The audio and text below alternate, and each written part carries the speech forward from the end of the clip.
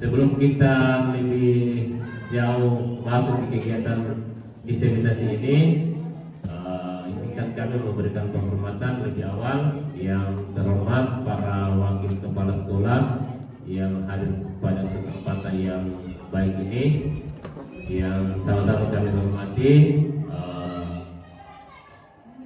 rekan calon guru penggerak angkatan 10 Ibu Rizky dan Ibu Yuli, yang sama-sama kami hormati Bapak Ibu guru yang diberikan kesehatan dan kemampuan sehingga bisa hadir di tempat ini dengan semangat dan perasaan yang bahagia. Seperti yang disampaikan tadi bahwa kegiatan diseminasi budaya positif ini merupakan rangkaian dari kegiatan pendidikan guru penggerak.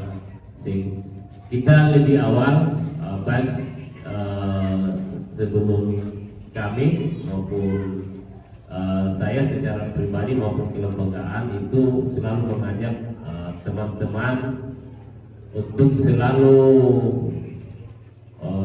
memanfaatkan kegiatan-kegiatan yang terkait dengan pengembangan kompetensi guru, terkait dengan pengembangan kapasitas kita.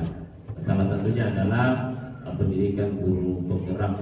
Tidak lama lagi kalau tidak salah di pertengahan Juli nanti itu akan berlangsung lagi pendidikan guru penggerak angkatan 11. Kalau tidak salah ada satu orang dari kita yang terjadi.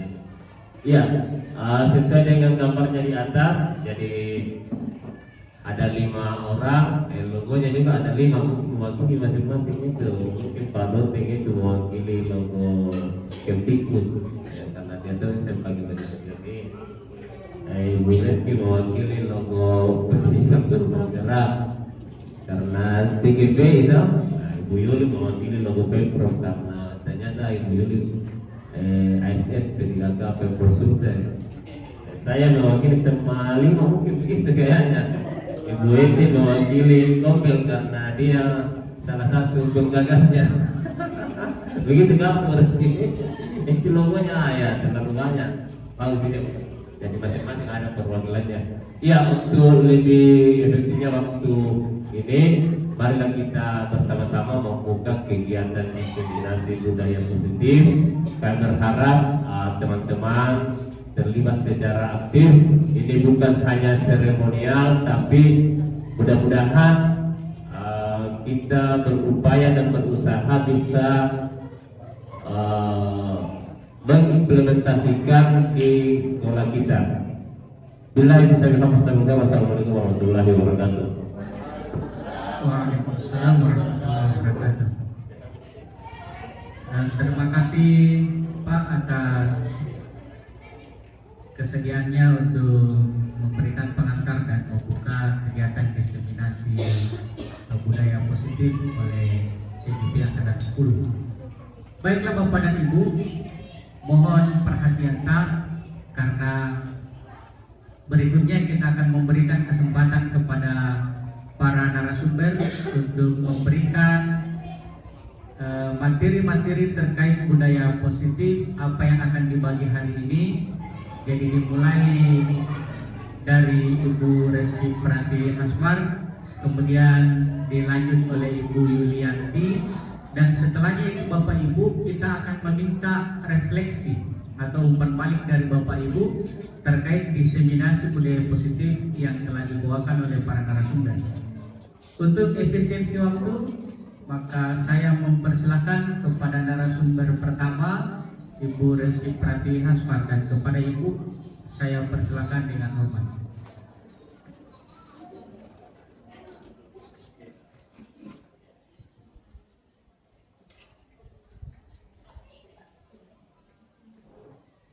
Bismillahirrahmanirrahim. Assalamualaikum warahmatullahi wabarakatuh. Yang terhormat Bapak Kepala Sekolah, yang saya hormati para wakil kepala sekolah dan seluruh rekan sejawat yang saya hargai dan saya cintai.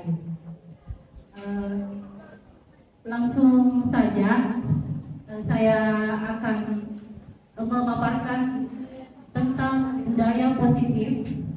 Kebetulan sudah dijelaskan oleh Bapak tadi bahwa budaya positif itu sangat penting untuk kita bangun, untuk kita ciptakan di lingkungan sekolah kita. Jadi sesuai dengan temanya, mari membangun budaya positif di lingkungan SMA Negeri 5 Bantaeng. Kita sama-sama belajar sharing tentang apa itu budaya positif.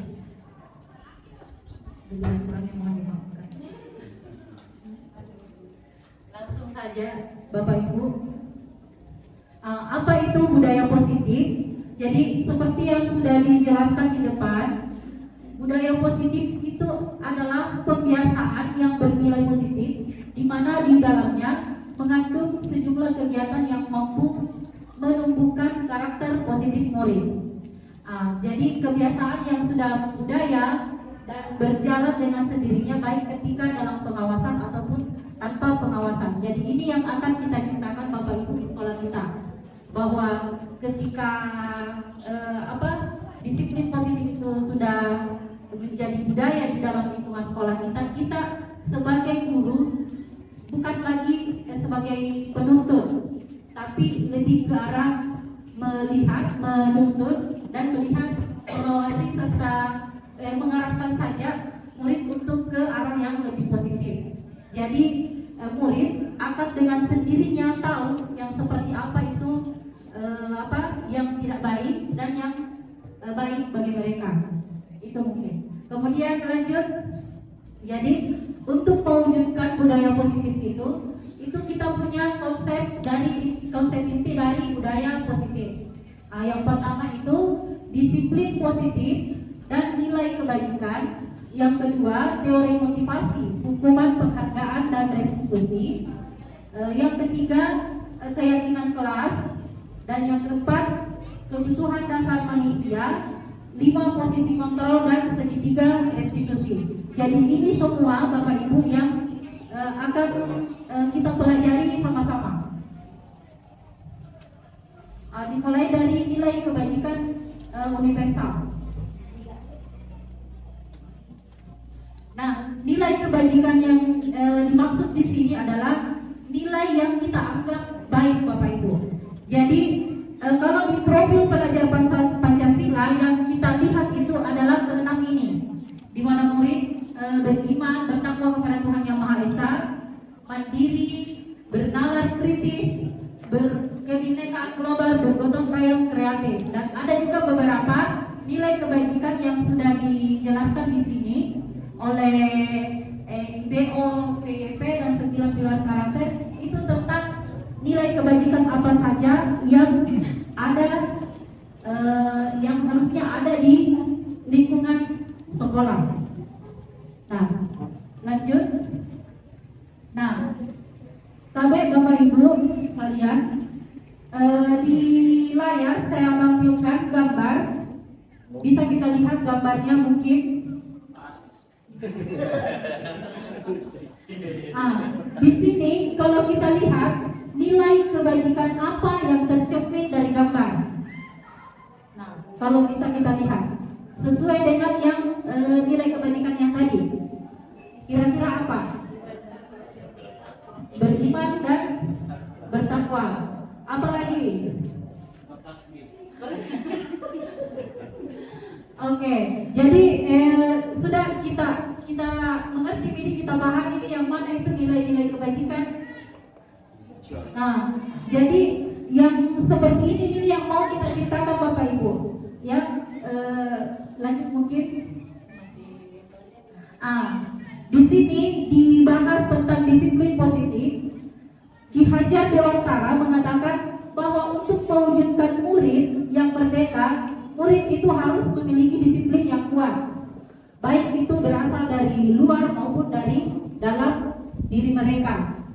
Kemudian dijelaskan juga disiplin berarti mereka bisa bertanggung jawab terhadap apa yang dilakukannya.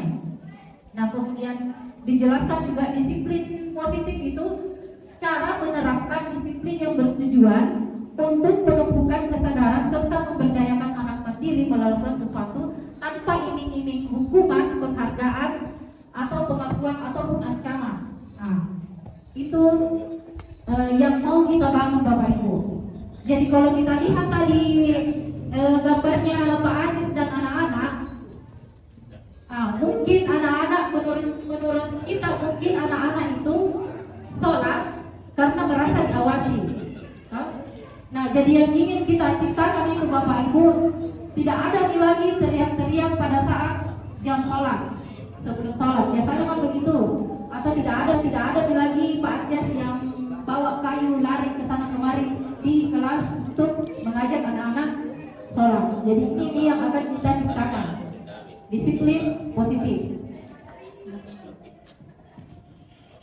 Nah, untuk menciptakan itu kita butuh motivasi. Nah, kalau dalam teori motivasi itu ada dua, ada motivasi eksternal dengan motivasi internal.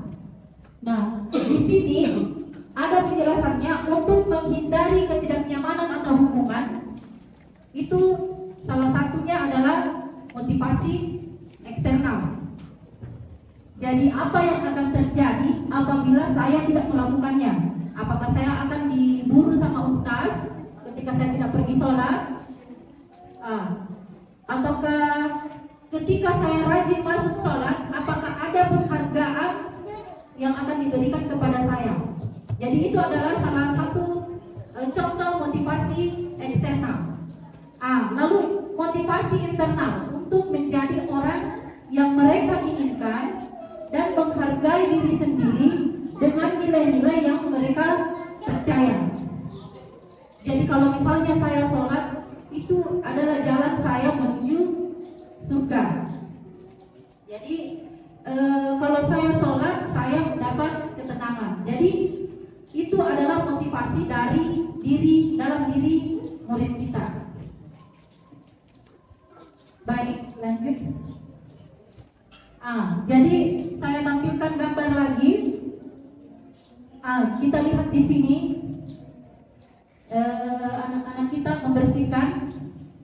Kira-kira motivasi apa yang tercermin dari gambar berikut?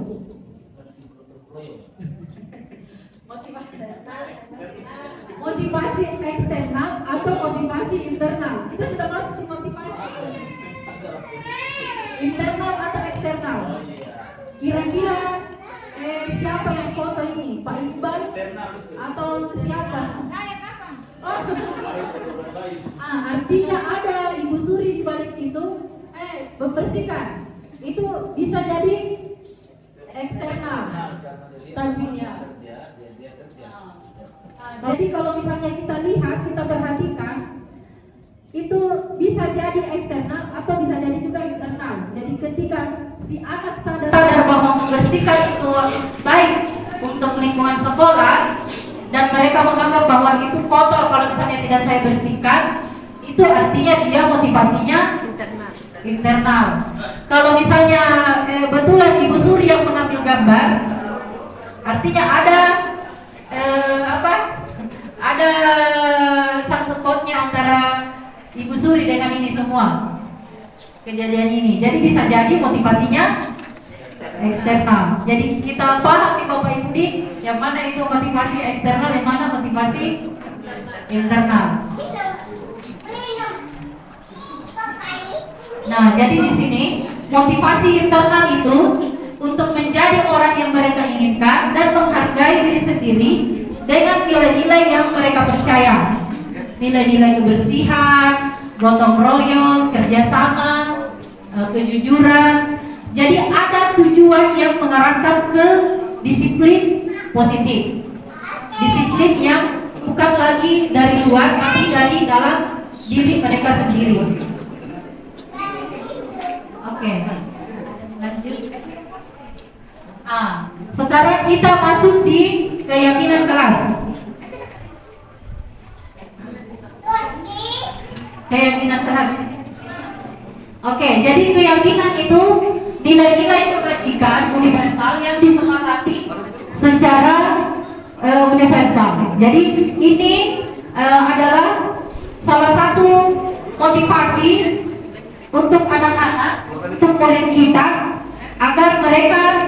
bahwa apa nilai-nilai yang mereka yakini itu baik kalau misalnya kita terapkan di dalam kelas.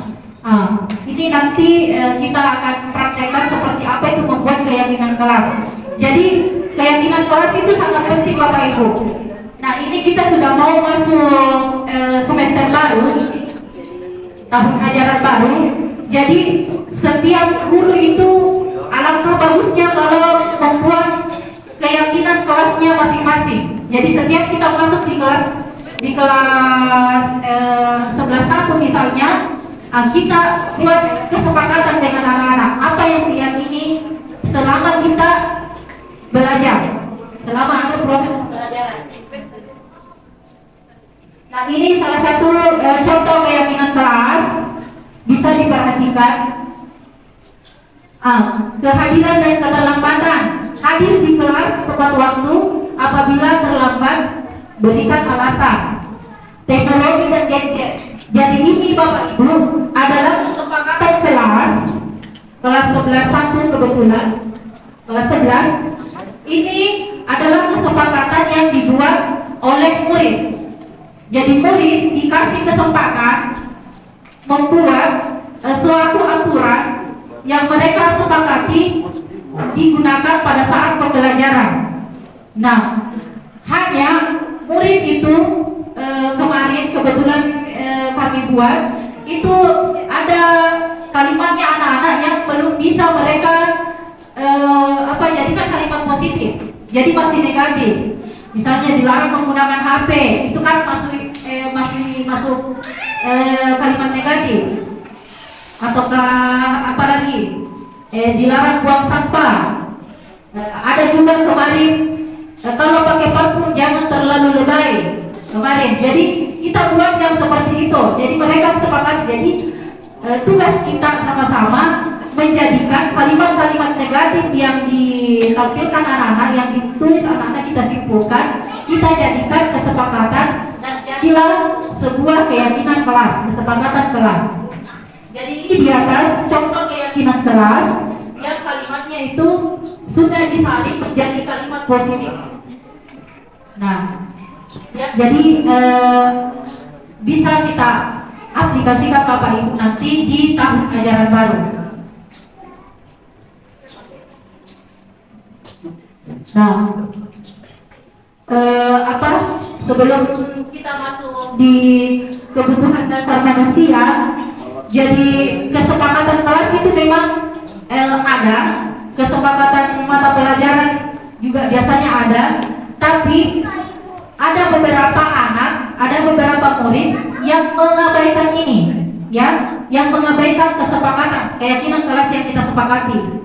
Jadi mereka masih main, mereka masih pokoknya masih terdistrak lah, namanya anak-anak, ya. Dan itu semua karena kita sebagai manusia masih punya yang namanya kebutuhan dasar, ya.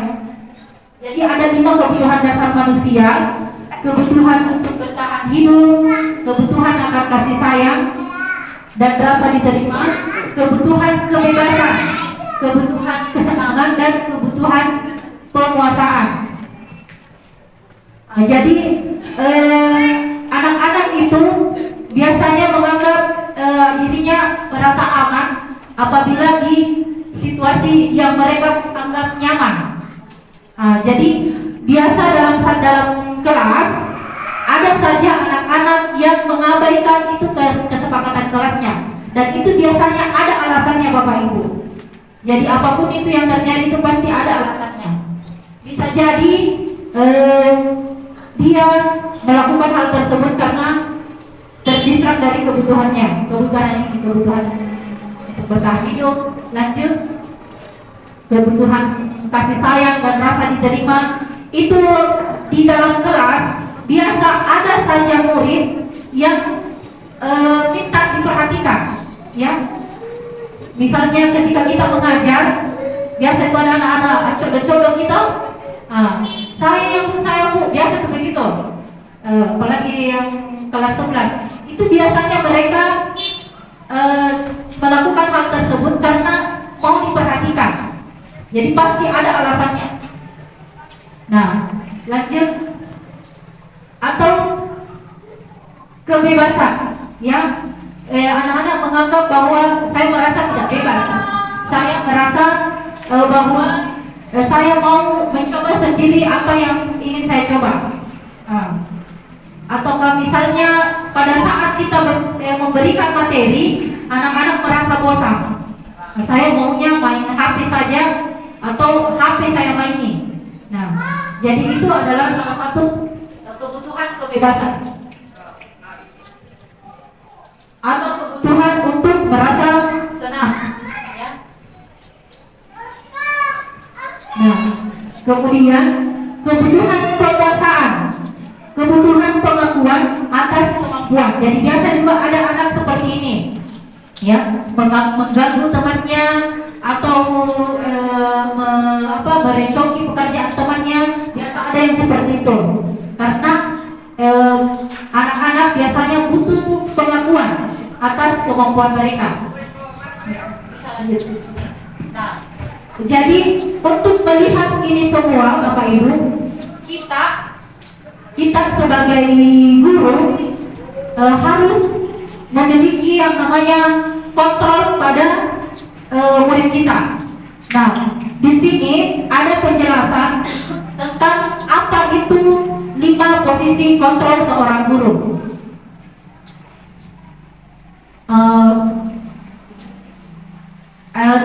Sebelum kita lanjut materi 5 posisi kontrol guru, saya akan tampilkan satu video.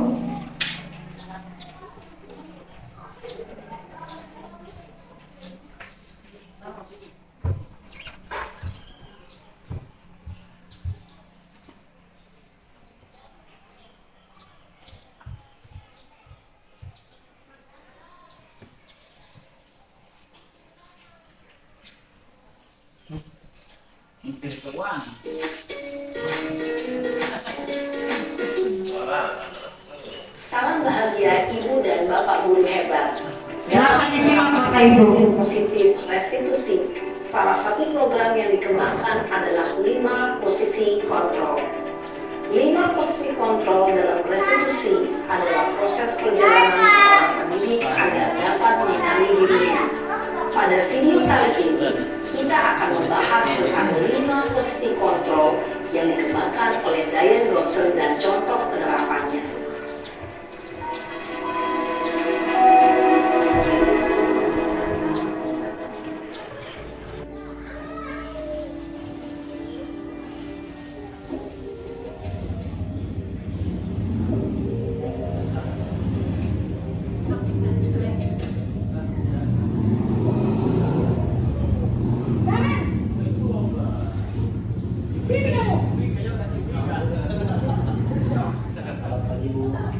Selalu terlambat. Kamu deh, pasti terlambat. Bu, saya Apa? Apa coba? Alasan kamu apa lagi? Kapan sih kamu tidak terlambat? Malas sekali ya kamu jadi anak. saya Dasar pemalas. Gak kapok-kapok sih kamu. Sudah berapa kali terlambat? Sana, kamu keliling lapangan basket 2 kali. kenapa saya harus pilih lapangan basket, Bu? Kenapa? Kamu melawan ibu. Berani-beraninya jawab. Sudah terlambat, masih berani jawab pula. Sekarang, keliling lapangan basket 5 kali sekalian. Biar kapok. Cepat. Pergi sana ke lapangan basket. Posisi pemukul biasanya berbicara dengan nada tinggi, menghardik, menunjuk-nunjuk, menyakiti, dan menyindir. Hukuman bisa berupa fisik maupun psikis. Ibu dan Bapak guru hebat, dampak yang terjadi pada murid ketika guru berada pada posisi penghukum adalah murid cenderung akan memberontak, bahkan menyimpan dendam.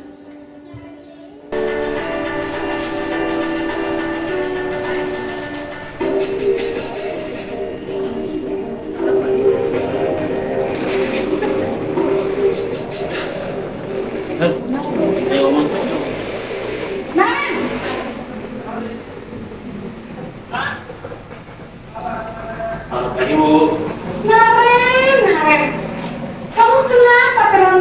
lagi, Nak. Ya Tuhan, Naren. Kamu senang ya bikin ibu susah ya? Kalau kamu terlambat lagi, nanti ibu yang seperti bapak kepala sekolah, Nak. Disangka ibu tidak bisa membina kamu. Duh, gimana ini? Maaf Bu. Duh, Gusti Naren. Kamu suka ya kalau ibu ditegur bapak kepala sekolah?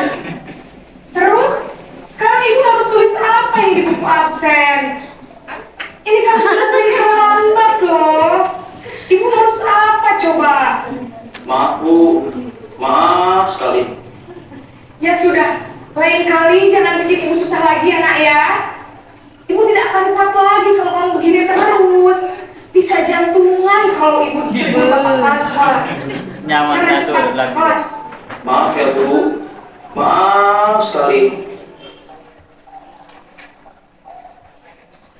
Posisi pembuat rasa bersalah berbicara dengan nada tenang, cenderung lembut. Namun kata-kata yang diutarakan membuat murid merasa menjadi orang yang gagal, memandang buruk dirinya sendiri, merasa tidak berharga, dan tidak sanggup membahagiakan orang lain. Ketika guru mengambil posisi pembuat rasa bersalah, murid akan menganggap dirinya yang bersalah dan ia akan menyimpan emosi negatif tersebut di dalam dirinya. Nah, ini kan kayak golak ya.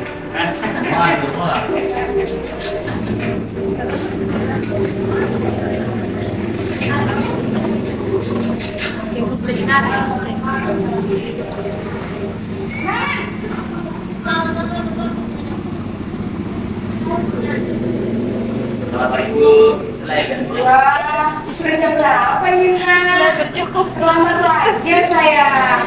Iya Bu, habis ibu saya lupa bangunkan saya Bu. Panas sih ya. Kamu malah menyalahkan ibu kamu. Kamu bukannya anak yang larinya paling kencang. Kok terlambat sih?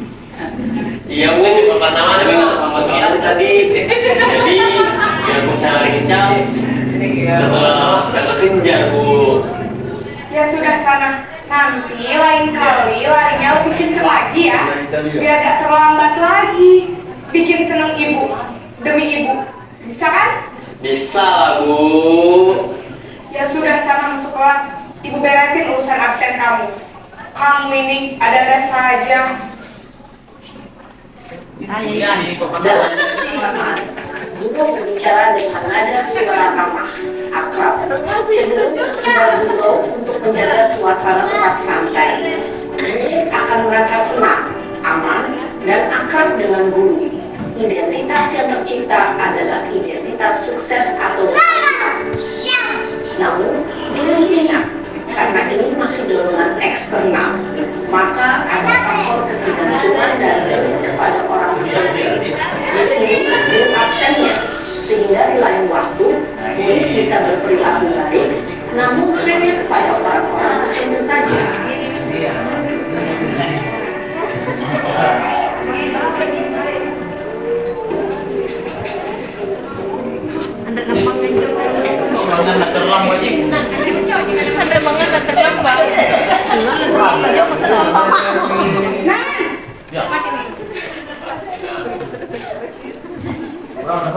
Selamat Ibu. Naren, apa peraturan sekolah kita tentang jam berapa kita harus masuk sekolah, nak? Kita harus di sekolah jam 7 Bu. Iya betul, sekarang sudah jam 7.20. Naren sudah tahu konsekuensinya jika terlambat hadir. Paham Bu. Saya harus tinggal kelas pas jam istirahat selama 20 menit. Iya benar, konsekuensinya demikian. Jadi nanti jam 9.30 pas istirahat, kamu harus tinggal di kelas, kerjakan tugas tambahan untuk ketertinggalan kamu, ya? Baik Bu. Posisi pemantau mengandalkan perhitungan atau data untuk memantau murid. Guru mengarahkan murid berdasarkan peraturan dan konsekuensi. Seorang pemantau menunjukkan bahasa tubuh dan ekspresi wajah yang datar dan cenderung formal.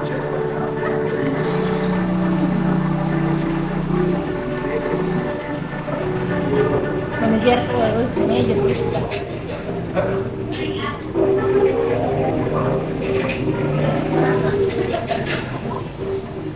Saya ikut juga boleh lalu. Sampai aku mau partai. Selamat pagi Naren. Maaf Bu, saya terlambat. Sekolah masuk Ini siswanya yang marahin muko jadi. Bagaimana ini Naren? Maaf Bu, saya lupa salah. Saya semalam. Baiklah, menurut kamu, keyakinan sekolah yang mana yang perlu kamu tingkatkan? Menghargai diri sendiri dan orang lain mungkin ya Bu. Setuju. Jadi, apakah Naren meyakini prinsip saling menghormati tersebut? Iya Bu, saya meyakininya. Apakah Naren bersedia memperbaiki masalah keterlambatan ini? Bersedia Bu. Bagaimana kamu akan perbaiki masalah keterlambatan ini?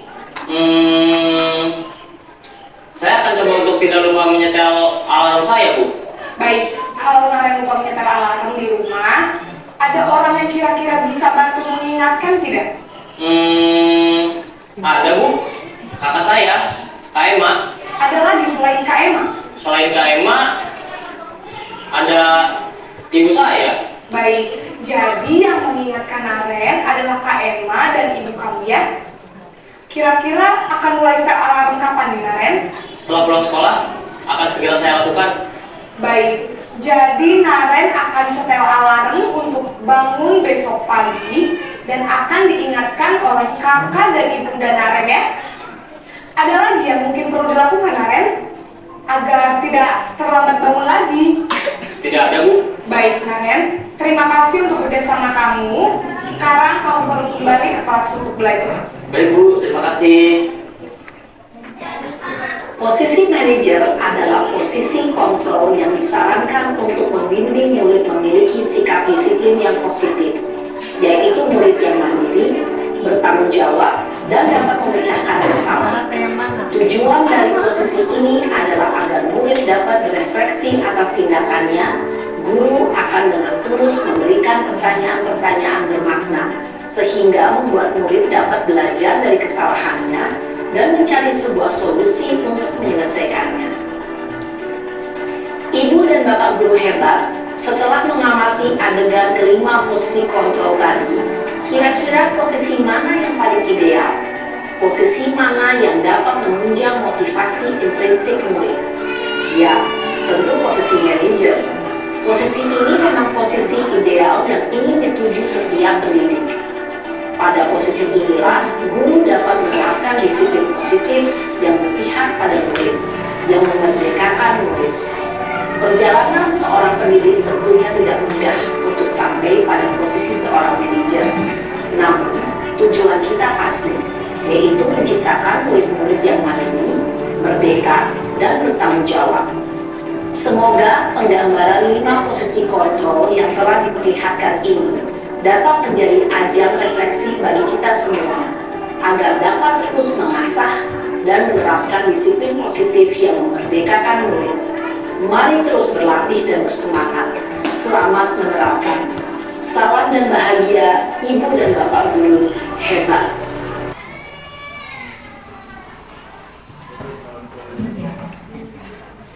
Demikian tadi videonya Naren. Jadi anggap kita itu satu gamenya terlambat. Slider itu tidak pernah lewat depan. Jadi saya ulang lagi pertanyaannya, pemateri yang di video tadi. Bapak Ibu guru hebat sekalian SMA Negeri 5 Bantaeng, ada di posisi mana kita saat ini atau selama ini? Dia ngasih. Kadang jadi teman,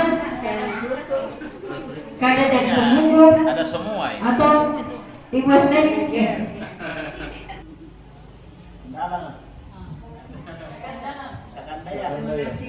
Assalamualaikum warahmatullahi wabarakatuh. Terus terang, selama saya mengajar, selama saya jadi guru, posisi saya sebagai guru di pada saat menghadapi siswa yang bermasalah, apalagi siswa yang terlambat, kadang saya memposisikan diri saya sebagai teman.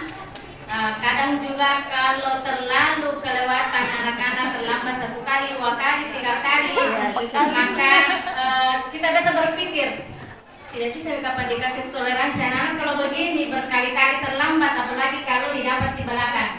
Jadi terkadang saya biasa menghukum anak-anak, tapi kalau baik sehatiku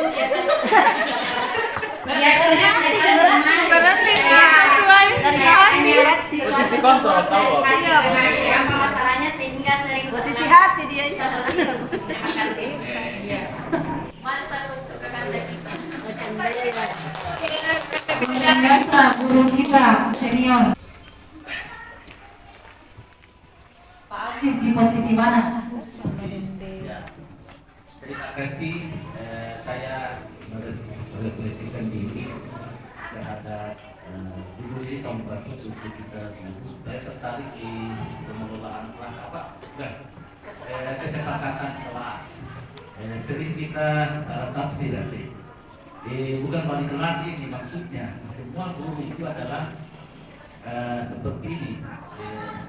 Memiliki perencanaan, pelaksanaan dan seterusnya yang baik. Apa yang harus dilakukan oleh guru ketika menghadapi berbagai macam tipikal atau karakter anak itu.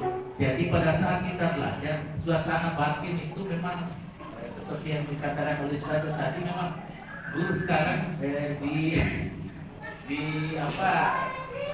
dipertemukan dengan hal-hal yang banyak sekali memicu. Dulu kalau masalahnya di rumah dikaitkan misalnya di sekolah, di tempat kerjanya, inilah yang membuat kita kan guru adalah guru. Jadi sebagai subjek kita memang merasa seperti apa pilihan hidup. Misalnya guru sekarang merdeka, masih banyak kita termasuk saya juga yang merasa apa yang harus dilakukan ketika kita melakukan atau mendidik mereka atau mengajarkan mereka dan sebagainya.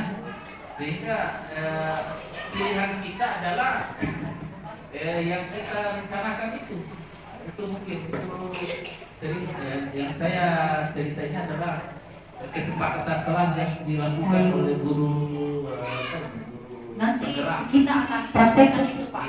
Jadi kita praktekkan semua dalam kehidupan sehari-hari sebagai pendidik atau pengajar memang agak berat. Jadi saya pribadi semua tadi melihat posisi kita adalah Sebagai apa? Sebagai semuanya. iya, tapi ada yang dikatakan tadi di adalah sebagai manajer. Ya. Jadi kita semua harus belajar jadi manajer. Iya, manajer yang pertama manajer kelas. Thank you. Assalamualaikum warahmatullahi wabarakatuh. Dari tampilan video itu yang ingin saya sampaikan adalah karakter peserta didik ini kan berbeda-beda. Terus bagaimana caranya agar peserta didik yang karakternya ini berbeda-beda itu bisa lebih terkontrol lagi bila sudah berada di lingkungan sekolah. Nah, terus yang kedua, saya lihat dari pengalaman kenyataan dalam ini kehidupan sehari-hari, terkadang peserta didik itu dia lebih mendengar, lebih takut kepada bapak ibu gurunya kebanding orang tuanya di rumah. Itu. Iya, terima kasih. Assalamualaikum warahmatullahi wabarakatuh.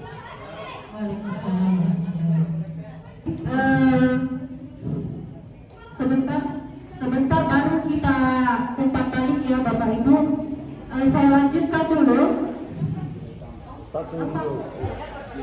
Oh silakan. Assalamualaikum warahmatullahi wabarakatuh. Jadi saya berkabar, Waalaikumsalam warahmatullahi wabarakatuh. Serius ini? Fokus di depan. Bapak Ibu guru hebat ada di posisi kontrol mana kita selama ini? Terima kasih atas kesempatan yang diberikan. Jadi kalau saya ditanya bilang di kontrol mana saya berada selama ini, yang karena baru saya lihat ini yang saya jalankan selama ini hampir semua yang saya jalankan ini baru ini saya menjelaskan. Kemudian kalau kita berbicara kepada anak, contoh tadi dibilang sama Pak, bahwasanya karakter anak itu berbeda-beda. Sama halnya dengan siswa yang terlambat.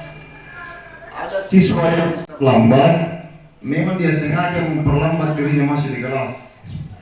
Ada juga memang ada sesuatu hal yang membuat siswa ini terlambat. Ada juga ada di sekitar sekolah ini, tapi memang dia sukanya memang terlambat masuk. Sehingga guru ini saya ditanya tadi kontrol yang mana kita pakai pada selama ini. Kadang saya pakai tindakan militer. Saya lihat juga siswanya ini bagaimana. Kalau ini siswanya suka minta membandel, bisa sedikit barangkali kita sebagai penghukum. Dan kalau kita lihat ini siswa memang anak cerdas di kelas, pintar dan terlambat, memang ada sesuatu hal yang membuat dia terlambat. Saya kira seperti itu. Yang terakhir barangkali guru inilah yang barangkali yang harus pintar-pintar melihat siswa ini seperti apa kira-kira yang kita kasih ini anak-anak yang terlambat misalkan. Tapi kalau saya lihat tadi di video, yang terlambat ini itu terus. Jadi guru ini seakan-akan dikasih teori bahwasanya kalau berkali-kali terlambat dirubah caranya. Dan memang saya sepakat juga itu. Saya kira guru memang hebat dan selalu menjalankan tugasnya. Ya harus pintar-pintar barangkali menilai anak. Saya kira terima kasih.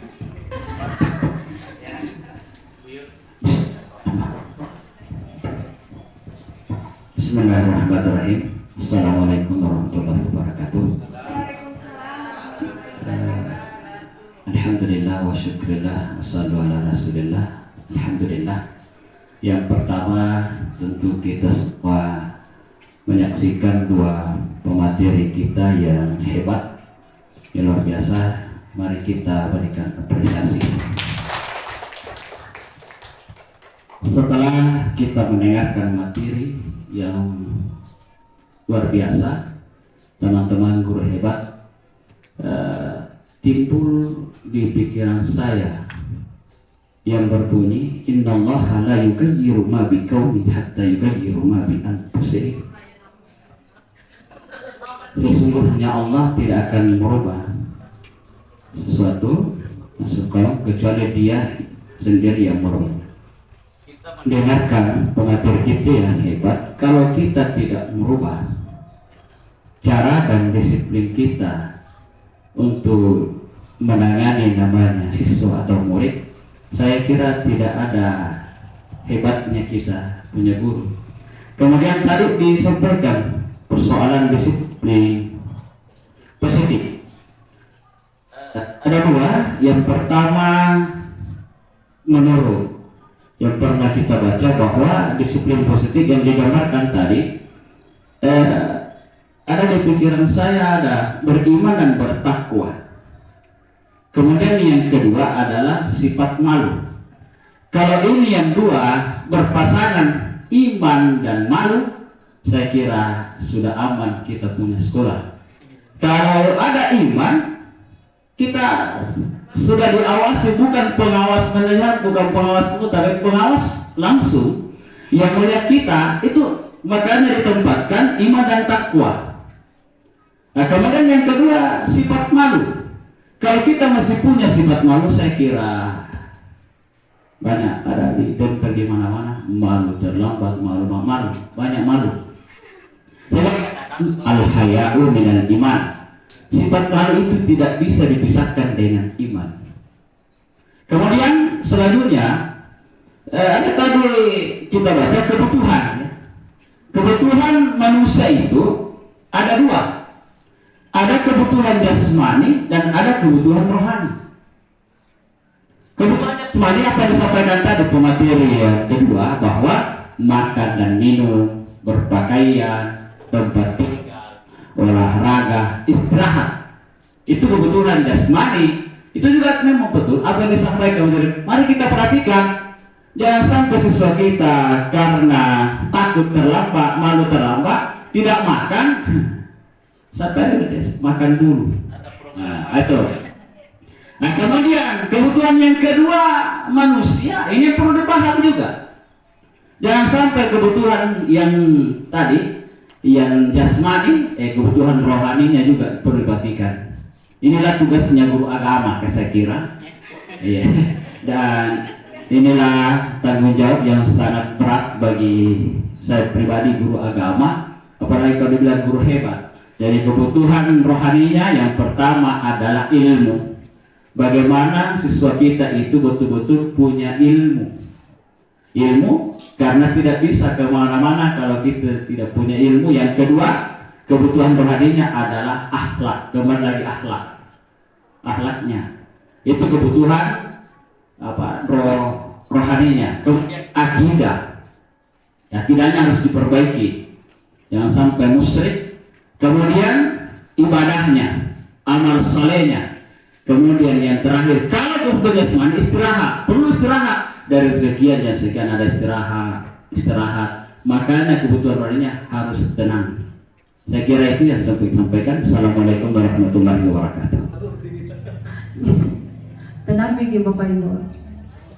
Jadi harapannya di sini kita ada di posisi manajer. Jadi setiap ada murid yang mengabaikan keyakinan kelas yang tadi kita buat, ya, yang kita sepakati, maka ada perlakuan khusus ke murid kita.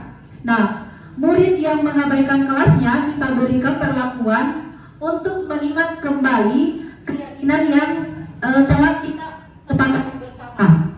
Nah, perlakuan seperti itu ada istilahnya dikatakan segitiga restitusi. Jadi saya mencoba mengaitkan dengan pertanyaan Pak Gafar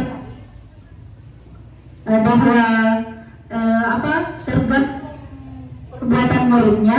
Nah, di sini nih kita lihat apa sebenarnya alasan kenapa murid tersebut terlambat. Ya, jadi ada namanya segitiga restitusi.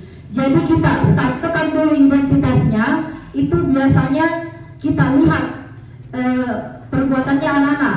Kita katakan bahwa memang berbuat salah itu tidak apa-apa. Tidak ada manusia yang sempurna. Saya juga pernah terlambat. Nah, kemudian kita validasi tindakan kesalahan mereka. Apa alasannya kenapa anak tersebut terlambat? Ya. Apakah sesuai dengan yang dijelaskan tadi Pak Gafar? Ada yang di sekitar di sekitar kantin J. Jadi ini Bapak Ibu dikaitkan dengan posisi kita sebagai manajer. Ini segitiga restitusi ini sangat membantu bagaimana caranya supaya anak itu menghargai dirinya dan lebih tahu apa yang mereka yakini, dan itu bisa mengubah mindset mereka, ya. Jadi kemudian menanyakan keyakinan apa yang telah kita sepakati. Nah, dikembalikan lagi ke anak-anak. Apakah kalau kalian tidak masuk tepat waktu, apakah itu benar atau salah? Nah, sebenarnya kamu itu mau jadi apa nantinya?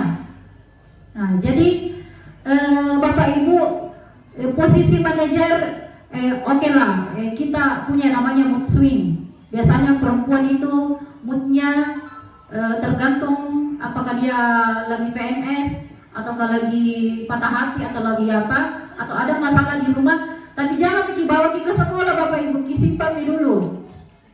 Nah,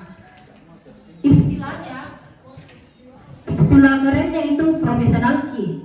Nah, jadi saya kira Bapak Ibu guru hebat sekalian, bahkan lebih senior, lebih tahu lagi seperti apa penempatan kita, posisi kita sebagai guru yang baik, yang bisa mengarahkan murid lebih disiplin, ya.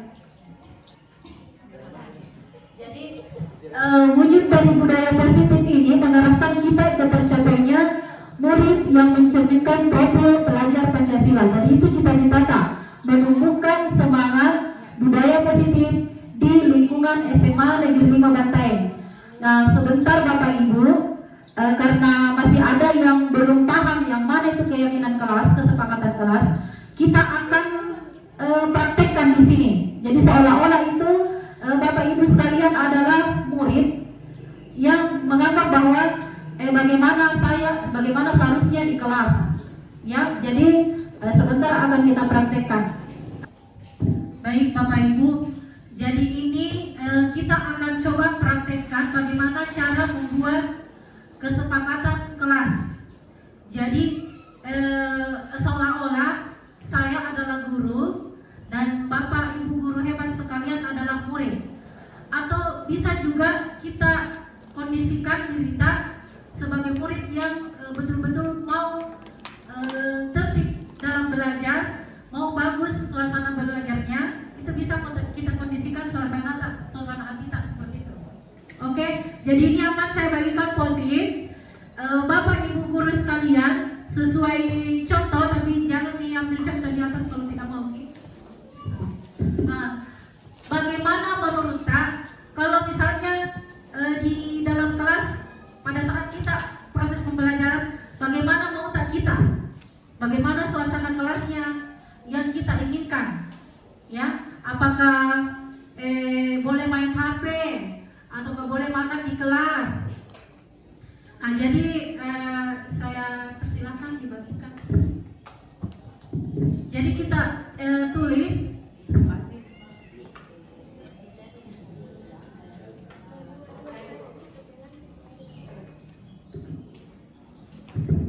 Nah, kita tulis keyakinan apa yang kita anggap baik kita terapkan pada saat pembelajaran.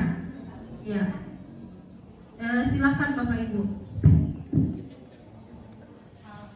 Kemudian kalau selesai, langsung saja Bapak Ibu sekalian tempel di depan. Jadi abaikan itu tulisannya. Abaikan saja tulisannya. Jadi anggap di depan itu adalah papan tulis, kita tempel di situ. Jadi begitu caranya Bapak Ibu. Kalau di kelas Ki nanti tahun ajaran baru di dalam kelas kita buat seperti ini. Kalau misalnya tidak mau Ki adakan post-it begini, bisa kita bagi papan tulis. Kita bagi papan tulis, baru kita suruh tulis Ki di depan. Anak-anak, apa yang kalian mau pada saat aturannya seperti apa, disiplinnya seperti apa yang kalian mau pada saat kita belajar agama misalnya. Nah tulis itu anak-anak di depan. Nah, ingat Ki Bapak Ibu, tugas tak nanti pada saat sudah kita tulis itu anak-anak, tugas tak untuk melihat kalimat mana yang negatif dengan kalimat mana yang positif. Jadi kita saling. Kayak kemarin saya itu ada bahasa daerahnya, anak-anak ada bilang tabe yang merasa sakul yang merasa sakul ingat kie. Atau kalau sudah pagi kalau di atas jam 12 kalau sudah di atas jam 12 jangan pakai terlalu lebay parputa. Ataukah dicuci kos kaki kita begitu. Jadi anak-anak itu bebas mengutarakan apa yang ada di pikiran mereka terkait apa yang ada di kelasnya yang mengganggu. Nah, silakan.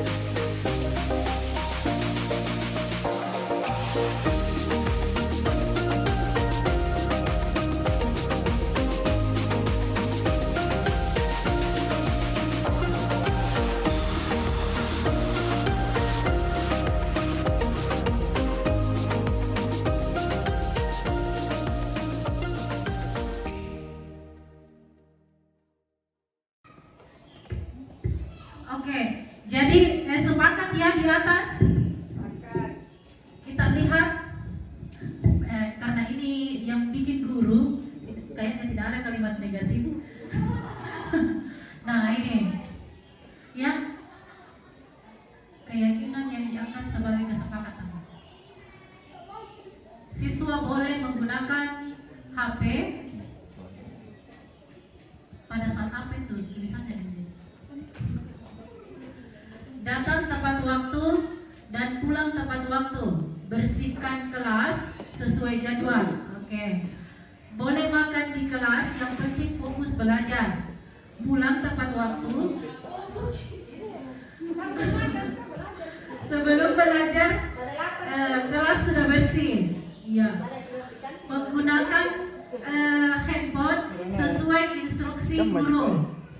Wajib memakai seragam. Nah, ini juga biasa tercampur. Apabila izin meninggalkan ruang belajar, meminta izin. Oh, apabila ingin meninggalkan ruang belajar, meminta izin terlebih dahulu. Keindahan kelas dan taman bunga. Berdayakan tugas guru piket jika guru berhalangan datang untuk menggantikan posisi. Nah, ini keyakinan sekolah ini. Menghormati teman yang sedang berbicara.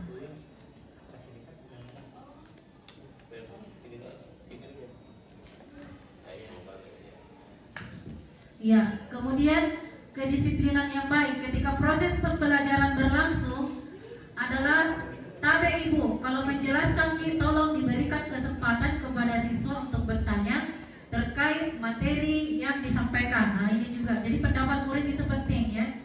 Meratakan semua siswa dan apa ini meratakan? Beradab yang baik kepada siswa. Ya, jadi tidak pilih kasih ya. Baik. Kalau kita lihat di sini tidak ada yang kalimat negatif. Tidak ada kalimat negatif. Jadi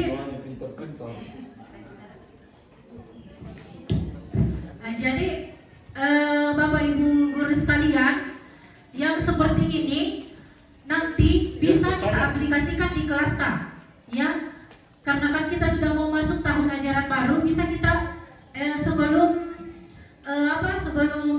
masuk di proses, kita adakan waktu untuk membuat kesepakatan kelas supaya proses pembelajarannya lebih tertib dan disiplin positif yang sesuai dengan keyakinan mereka.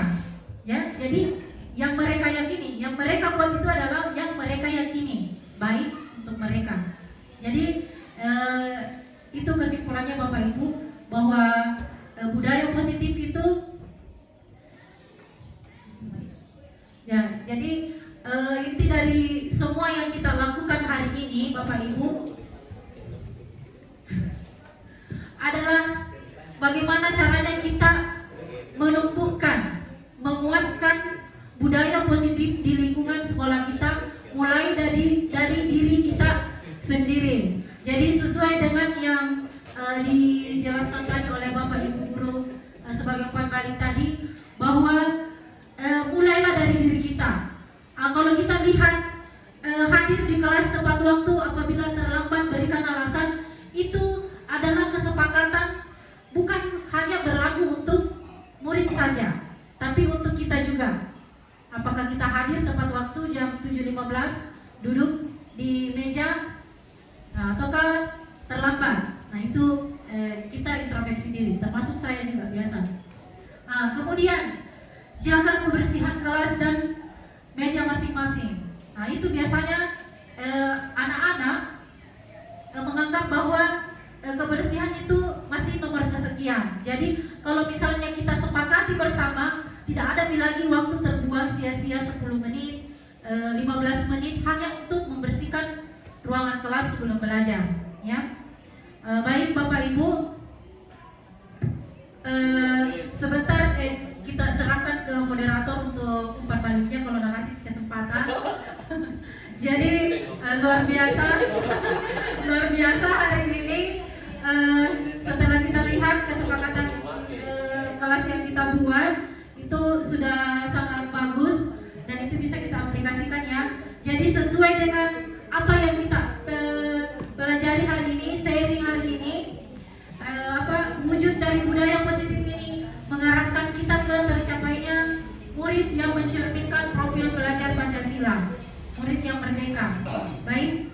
Terima kasih atas kesempatannya hari ini. Terima kasih atas antusiasnya Bapak Ibu guru hebat sekalian. Semoga kita selalu dalam lindungan Allah Subhanahu wa taala dan bisa menumbuhkan budaya positif di lingkungan SMA Negeri 5 Bantaeng. Assalamualaikum warahmatullahi wabarakatuh. Ya, itulah tadi Bapak Ibu penyampaian materi atau diseminasi budaya positif dari dua narasumber kita. Mudah-mudahan ilmu yang dibagi itu berkah dan kita semua dapat memahami dengan baik dan bisa syukur-syukur bisa diaplikasikan untuk ke depan ini. Dan kepada Bapak saya persilakan dengan hormat.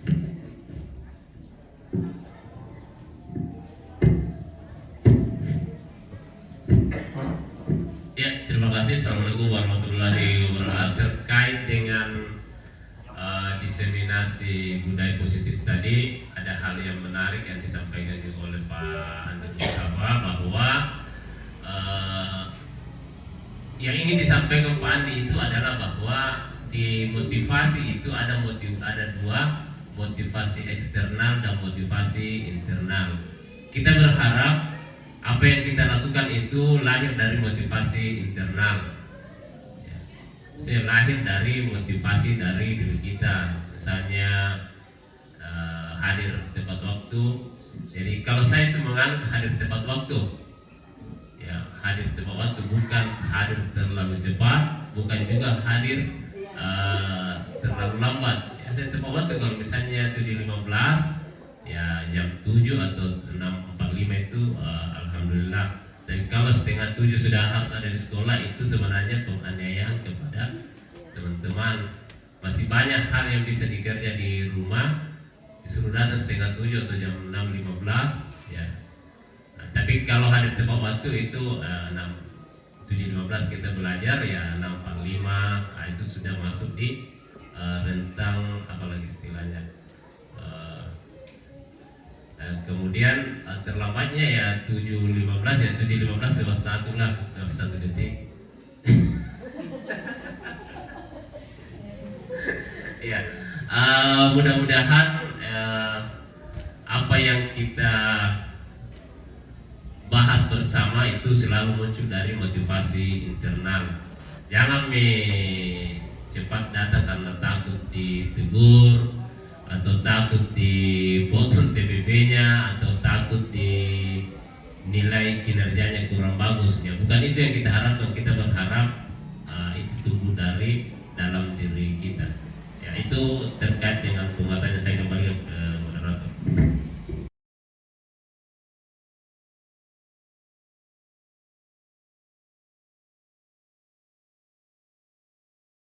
Bismillahirrahmanirrahim. Assalamualaikum warahmatullahi wabarakatuh. Waalaikumsalam warahmatullahi wabarakatuh. Ya. Bagaimana kabarnya hari ini? Baik. Panas? Panas. Nah, jadi hari ini ya Ibu akan mengajak kalian semua untuk membuat kesepakatan kelas. Ya, kesepakatan kelas itu adalah keyakinan yang harus kalian yakini bahwa ini benar dan ini yang tidak benar, ya. Nah, jadi untuk membuat kesepakatan ini, Ibu akan kasih kertas, ya, dan kalian tulis apa-apa yang akan kita sepakati nanti, apa yang kalian yakini yang baik dilakukan pada saat pembelajarannya sosiologi, ya. Pada saat pembelajaran sosiologi itu seperti apa, pakaiannya seperti apa, caranya pada saat masuk seperti apa, terlambat atau tidak, tepat waktu atau tidak, nah, kemudian tugasnya bagaimana, pada saat diskusi seperti apa. Nah, itu yang akan kita bikin aturannya, bikin yang mana yang benar, ya, Fikar. Nah, jadi Ibu akan bagikan ini sebentar, tapi sebelumnya Ibu minta dulu contohnya yang seperti apa itu kalau misalnya dibikin keyakinan kelas, aturan kelas. Yang pertama apa? Biasanya tepat waktu. Apa lagi? Pakaian rapi. Rapi jika? Pakaian rapi, cocok Mi. Kemudian apa lagi? Nah, jadi sesuai dengan yang kalian pikir itu positif yang harus dilakukan di dalam kelas, ya. Jadi kalian sendiri yang bahasakan seperti apa. Oke, paham ya? Langsung saja bagikan, Di. Langsung saja aku bagikan. Berapa orang di sini? 1, 2, 3. Jadi bagikan kita sama teman di belakang. Atau kalau misalnya mau menulis lebih, lebih dari 1 boleh juga, deh, boleh.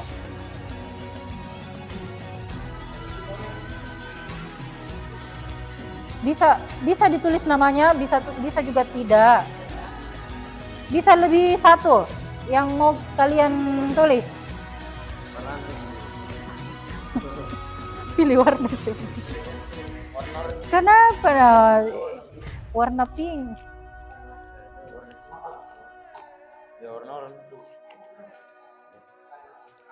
Jadi bisa lebih dari 1 ya.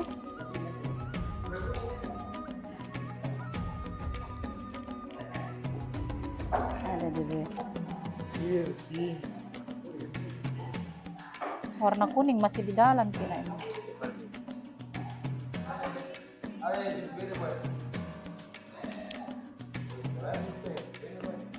Terima kasih. Ada nih. Nah, tulis apa yang bagusnya kita lakukan di dalam kelas, aturannya ya, supaya pembelajaran kita damai dan tentram.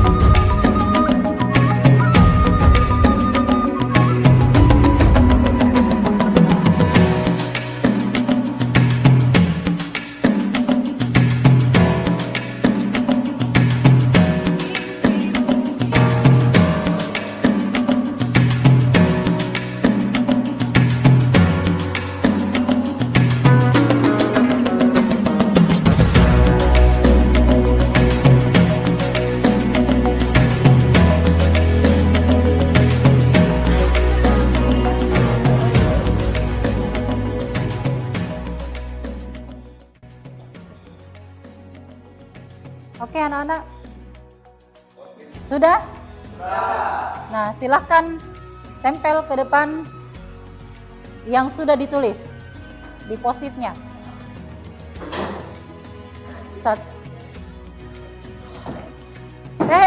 Kasih susun baik-baik sesuai warna lah, sesuai warna ya. Oke.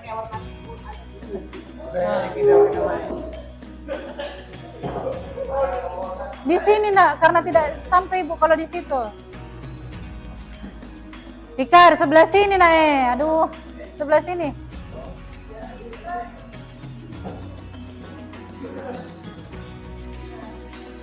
Ini. Taruh. Ya. Taruh di sini ya.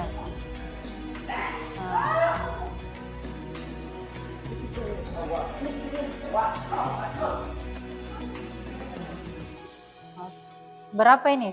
4, 6.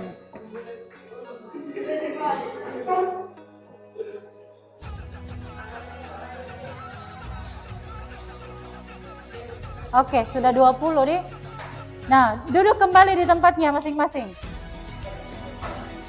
Kita lihat ya. Nah, di sini datang tepat waktu, saling menghormati. Kemudian apa lagi? Datang tepat waktu ya, boleh ditulis di sini. Datang tepat waktu ya. Tepat waktu. Apalagi? Datang tepat waktu. Ini rata-rata datang tepat waktu nih. Tidak membawa makanan ke sekolah, ke kelas. Saling menghargai.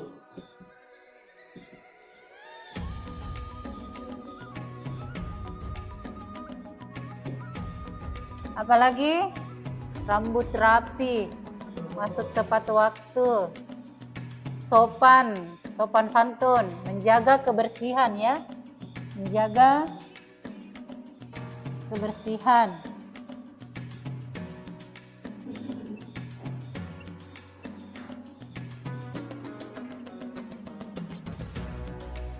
Izin pada saat,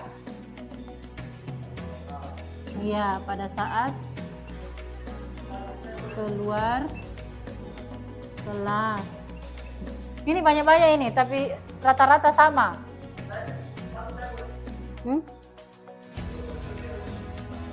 Saling menghargai, sopan santun. Apalagi tidak boleh ribut. Oke. Tidak boleh ribut. Apa bagus bahasanya kalau tidak boleh ribut? Itu kan negatif gitu toh. Menjaga apa?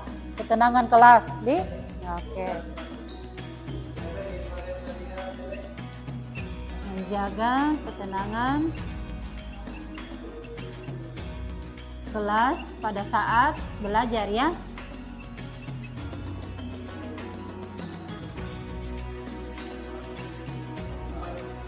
Nah, ini anak-anak masih sudah 5 nih yang kalian sepakati. Hah? Kemudian apa lagi di sini? Minta izin berpakaian rapi, ada nih tidak? Belum di berpakaian rapi. Yang mana itu?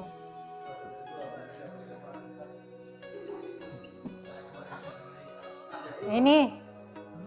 Nah, ini pertama ini saling menghormati. Itu sebenarnya saling menghargai dan saling menghormati. Hah?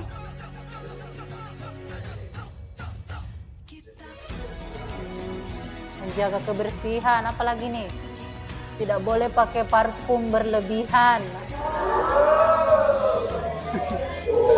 Karena rasanya itu apa ini?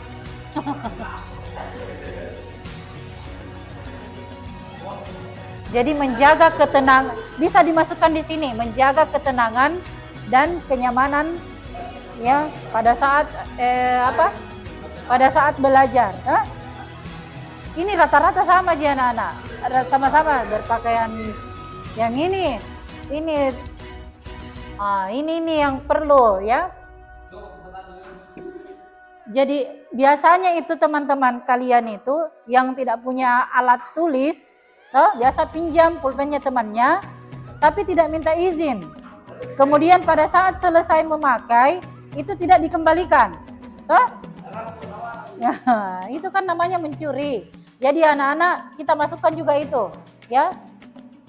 Meminta izin, ya, izin pada saat meminjam, ya, izin pada saat meminjam barang teman, ya. Dan mengembalikannya, dan tidak lupa mengembalikan, ya. Dan tidak lupa untuk mengembalikan. Oke, apalagi? Menjaga kebersihan. Ini sudah masuk nih semua ini. Ada lagi boleh makan di kelas di sini. Rata-rata ternyata. Toh, ada beberapa temannya. Tidak boleh bawa masuk makanan, tidak boleh makan pada saat belajar, ya.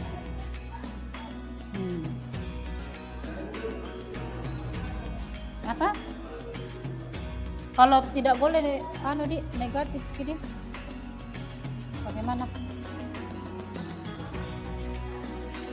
Iya, makan pada saat jam istirahat saja, nih. Tidak membawa. Masuk itu negatif gitu kalau tidak membawa.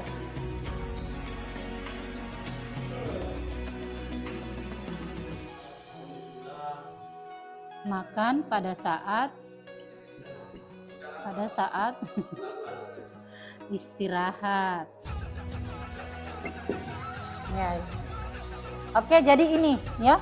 Ini yang kalian sepakati, ya. Nah, menjaga kebersihan dan kerapihan, saling menghargai.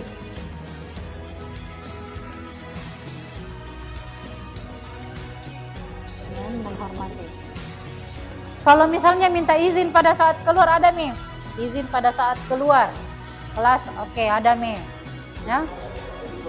Yang kedua, yang ini, utamakan mandi. Apa ini? Nah, ini masuk di sini, menjaga kebersihan. Ini juga masuk di sini, berpakaian rapi dan wangi, ya, kalau memang itu. Jadi ini khusus ya di pelajaran kita sosiologi. Jadi pada saat ibu masuk dan ada yang melanggar ini, yang menganggap bahwa ini kesepakatan kemudian tidak sepakat, istilahnya diabaikan, itu artinya benar atau salah? Oke, anak-anak. Jadi sepakat ya ini.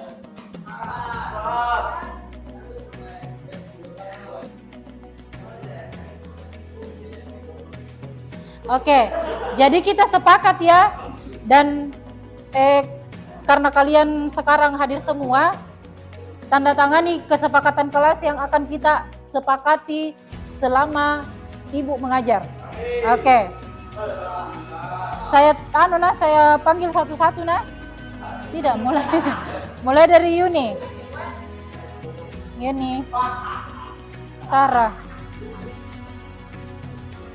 Tanda tangan kesepakatan kelas. Langsung saja. Baru tulis di bawah Yuni, gitu kan? Ini anak-anak, tanda tangan kalian akan ibu tempel di kesepakatan kelas yang akan ibu buat, nah, sesuai dengan itu di atas. Ya, pokoknya tanda tangan acak saja.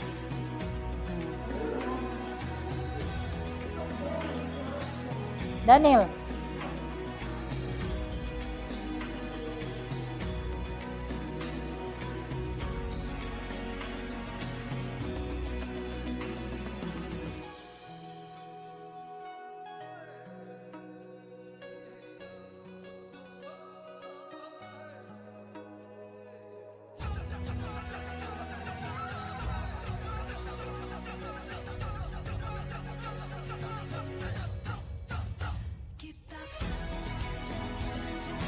Nah, Jadi anak-anak, kesepakatan yang kalian tanda tangan, yang kalian buat dan yang sudah kalian tanda tangani itu akan jadi kesepakatan kita pada saat belajar sosiologi.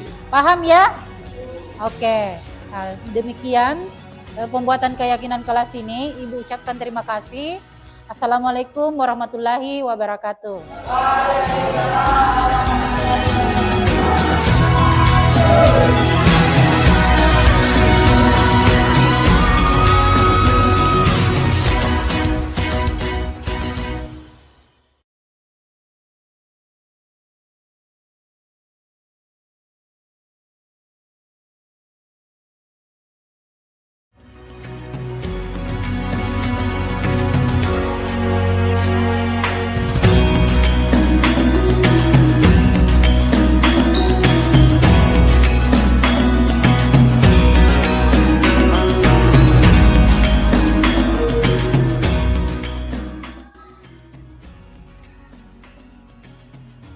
Assalamualaikum Bu. Waalaikumsalam warahmatullahi wabarakatuh. Nah, oke Daniel, hari ini Ibu akan tanya-tanya tentang yang kemarin. Jadi kemarin itu saya dapat laporan kalau kamu bolos pada saat jamnya Ibu, padahal Ibu kira itu kamu cuma absen. Iya Bu. Nah terus kemana kamu kemarin? Di warkop jauh. Di warkop. Nah oke. Memang setiap orang itu pasti pernah melakukan kesalahan, tapi coba pikir, ke warkop itu ada manfaatnya tidak? Nggak ada juga, main game Ji. Nah, jadi membolos yang kamu lakukan kemarin itu benar atau salah? Salah Bu. Karena melanggar aturan dan bisa juga ditangkap Satpol PP kalau ketahuan membolos. Nah, terus Ibu tanya, kemarin itu kenapa kamu bolos? Kemarin bosan ya di kelas Bu. Kemudian ada juga temanku ngajak keluar, jadi bolos juga Bu. Nah, sekarang sadar mau atau tidak? Tidak akan bolos lagi atau bagaimana? Iya sadar. Oke. Undang aku tidak bakal bolos lagi. Iya.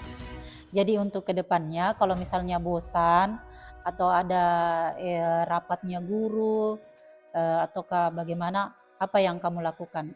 Apa yang akan kamu lakukan juga untuk memperbaiki ini kesalahanmu, Daniel? Itu juga aku minta di tata kelasku atau teman-temanku yang lengkap catatan Bu, supaya bisa juga catat di tugas-tugas yang ketinggalan Bu. Oke. Jadi semoga kamu dapat pelajaran bermakna dari kesalahan yang sudah kamu lakukan ya. Ya Bu, makasih. Ya oke. Assalamualaikum Bu. Waalaikumsalam.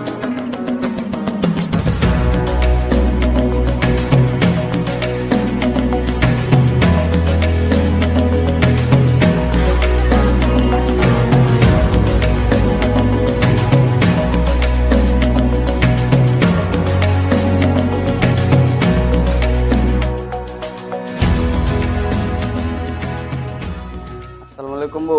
Waalaikumsalam warahmatullahi. Oke Jabal, sekarang Ibu mau tanya-tanya. Nah kemarin itu pada saat kita belajar sosiologi, kamu malah sibuk main HP. Padahal teman-temanmu itu kerja tugas dan tugasnya itu tidak butuh HP. Hah? Bu. Nah apa yang kau gunakan itu di HP? Apa yang kerja? Main game Bu. Main game? Ya, Bu. Game apa? Game Mobile Legends. Oke, jadi ini kan setiap orang itu pasti punya kesalahan, termasuk kamu, ibu, teman-temanmu juga. Tapi coba pikir, main game pada saat pembelajaran itu apa manfaatnya? Tidak ada Bu, hanya main game saja. Nah, jadi main game pada saat belajar itu benar atau salah? Salah Bu, saya sudah melanggar aturan. Oke, dan ada di di keyakinan. Ya Bu. Nah, sekarang Ibu mau tanya lagi. Kenapa main game pada saat pembelajaran? Bosan atau bagaimana? Bosan Bu. Bosan. Ya, Bu. Nah, terus kenapa tiba-tiba main game? Karena ada teman yang mengajak mabar. Ngajak ke mabar. Ya Bu. Nah, sekarang sudah sadar atau belum? Apa masih akan akan main game lagi dalam kelas? Sudah sadar Bu. Saya minta maaf. Oke. Nah, jadi untuk kedepannya, kalau kamu bosan di kelas, terus ada temanmu yang ngajak kamu mabar, apa yang kamu lakukan? Saya akan menolaknya. Oke. Terus apa lagi? Saya tidak akan main game lagi, Bu, di sekolah. Ya. Apa yang akan kamu lakukan untuk memperbaiki kesalahan ini?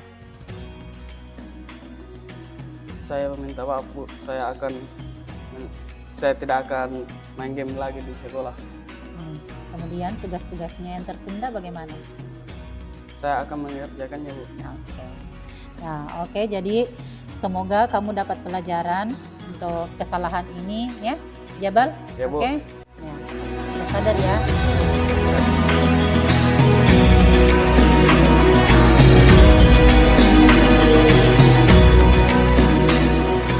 Assalamualaikum warahmatullahi wabarakatuh. Saya atas nama Muhammad Daniel.